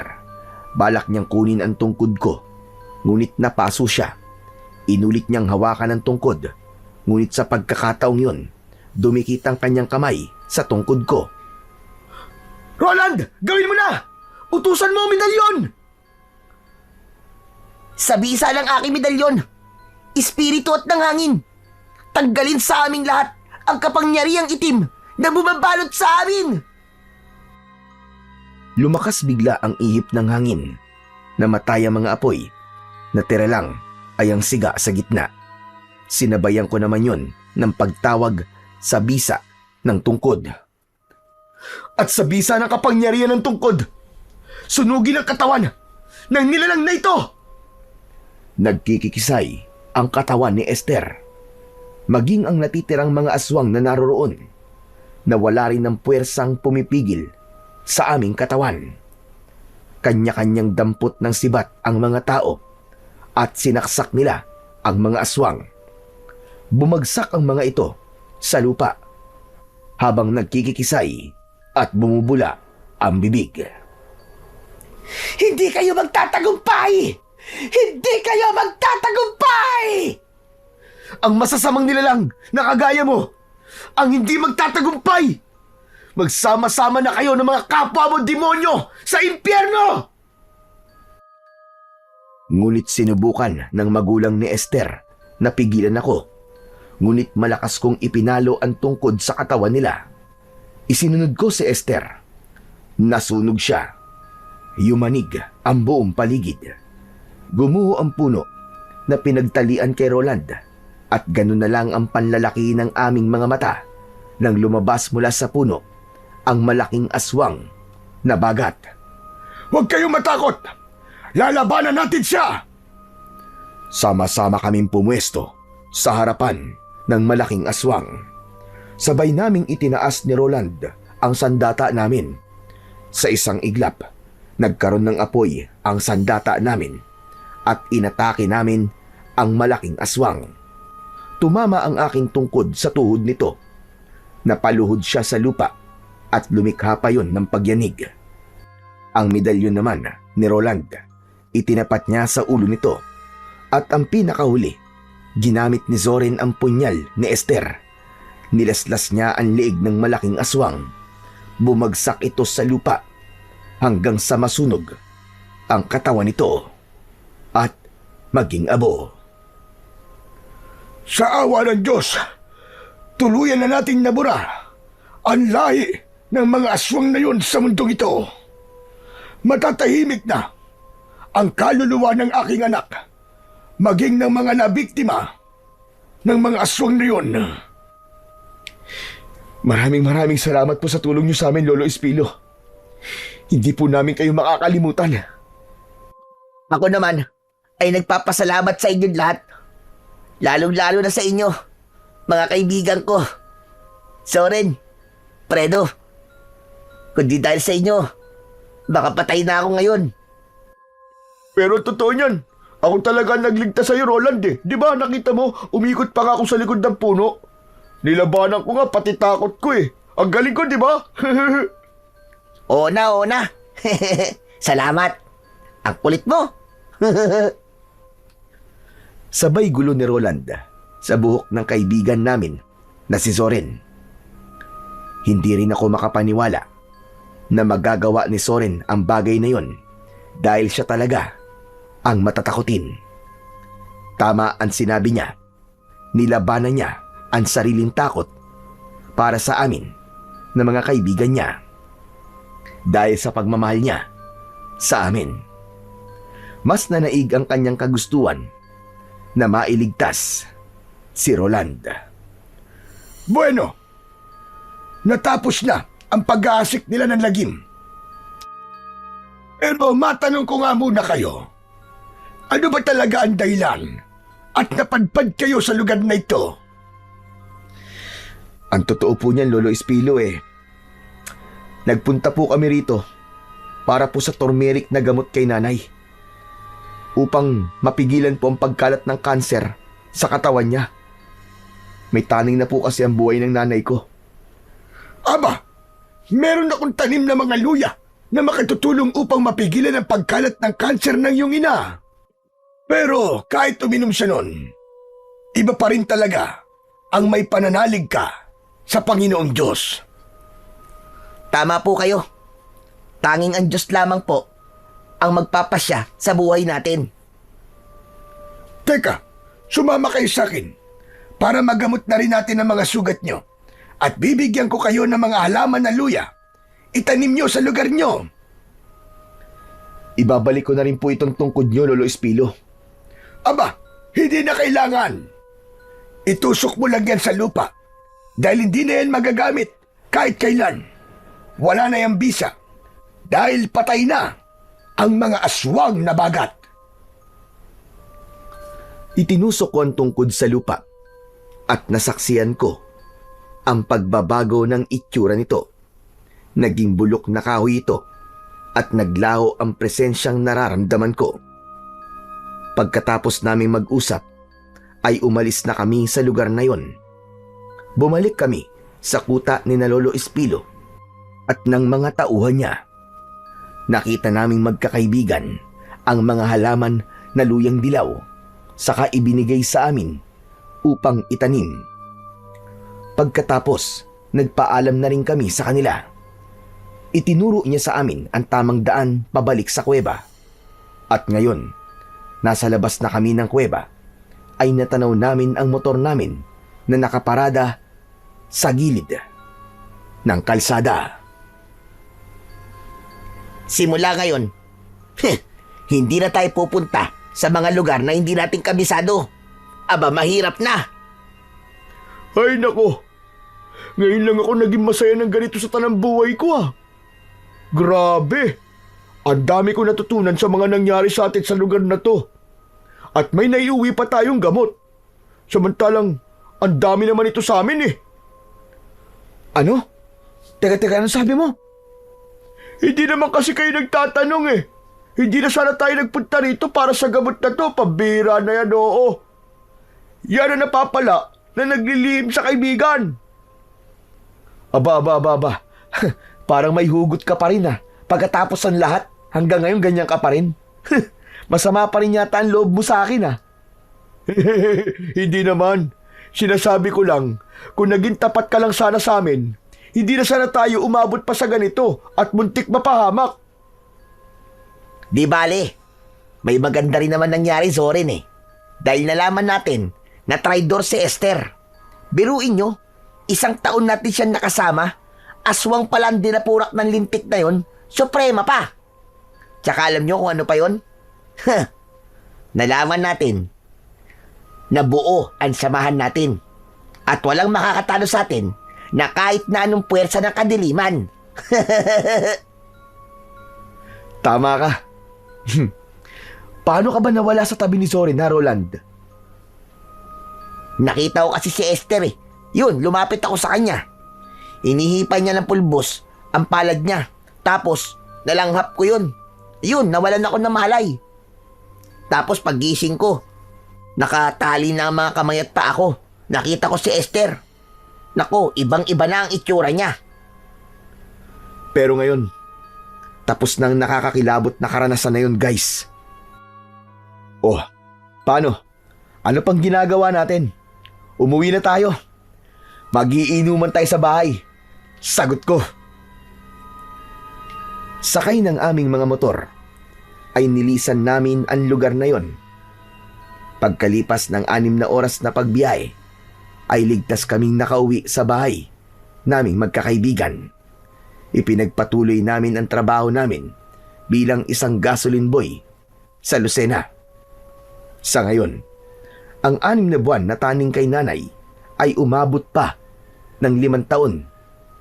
Pero binawian din siya ng buhay dahil sa ibang mga komplikasyon. Ngunit malaki ang naitulong ng luya kay nanay at ang pananampalataya namin sa Panginoong Diyos.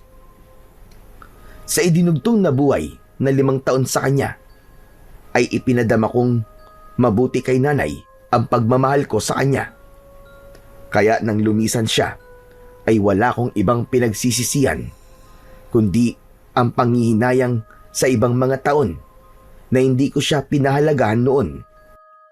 Ang sabi nga, maaaring iba-iba ang ama natin, ngunit ang ating ina, kahit magpalit-palit siya ng lalaki, nag-iisa lang ang nanay natin. Walang kapantay, walang kapalit, at walang katumbas na halaga sa mundo. Ang maipapayo ko lang sa lahat ng mga anak na kagaya ko, maswerte kayo dahil kasama nyo pa ang nanay nyo, dahil mahirap mawalan ng isang ina, lalo na ang isang mabuting ina. Kaya habang buhay pa siya, huwag nating palampasin ang bawat sandali na ipadama sa ating nanay ang pagmamahal natin. Natutunan ko sa mga kaibigan ko na mahalaga pa rin ang tiwala at hindi magsisinungaling. Dahil sa bandang huli, sila ang tutulong sa atin sa oras ng kagipitan. Ang kwentong inyong napakinggan ay nagpapatunay na hindi kayang talunin ng kahit na anong dilim o panganib ang totoong pagsasamahan. Sa bawat unos na kanilang hinarap, lalong tumibay ang kanilang tiwala at pagmamahal sa isa't isa. Ang mga pagsubok ay nagsilbing apoy na naglinis sa kanilang puso, nagpapatunay na ang pagkakaibigang totoo ay mananatiling matatag, liwanag sa gitna ng kadiliman, at lakas sa oras ng kahinaan.